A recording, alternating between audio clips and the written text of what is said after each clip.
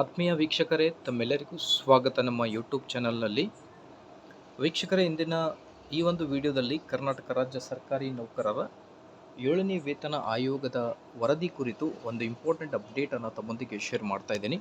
ವೀಕ್ಷಕರೇ, ನಮ್ಮ ಯೂಟ್ಯೂಬ್ ಚಾನಲ್ನಲ್ಲಿ ನಿಮಗೆ ಲೇಟೆಸ್ಟ್ ಅಪ್ಡೇಟ್ಗಳು regarding 7th pay commission, NPS to OPS, DA increment, ಅದರ ಅಲವನ್ಸ್ ಕುರಿತು ಎಲ್ಲ ಲೇಟೆಸ್ಟ್ ಅಪ್ಡೇಟ್ಗಳನ್ನು ನೀಡಲಾಗುವುದು. ಸೊ ಹಾಗಾಗಿ ವೀಕ್ಷಕರೇ, like, share and subscribe to my channel. Karnataka ಸರ್ಕಾರದ 7ನೇ ವೇತನ ಆಯೋಗದ ವರದಿಯನ್ನು ಮಾನ್ಯ ಮುಖ್ಯಮಂತ್ರಿಗಳಿಗೆ ಸಲ್ಲಿಕೆ ಮಾಡಲಾಗಿತ್ತು.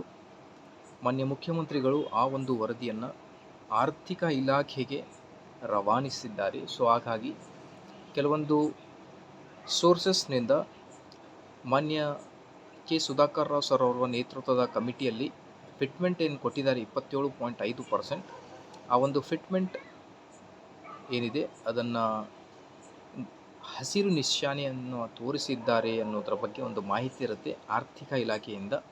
So green signal. ಅದರ ಜೊತೆಗೆ 9 ತುಟ್ಟಿ ಭತ್ಯೆಗಳನ್ನು ಚರ್ಚೆಯನ್ನು ಮಾಡಿದ್ದಾರೆ ಶಿಫಾರಸಿನಲ್ಲಿ. ಲೈಕ್ DA ಆಗಿರ್ಬೋದು, HRA ಆಗ್ಬೋದು. HRA ಕೂಡ ವಲಯವಾರು ಇರುತ್ತೆ, ABC, ಟ್ರಾವೆಲಿಂಗ್ ಅಲವನ್ಸ್ ಇದೆ.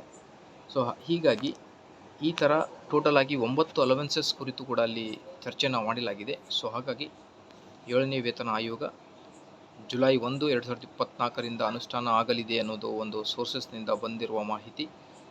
ಸೊ ಲೇಟೆಸ್ಟ್ ಅಪ್ಡೇಟ್ಗೋಸ್ಕರ please like, share and subscribe.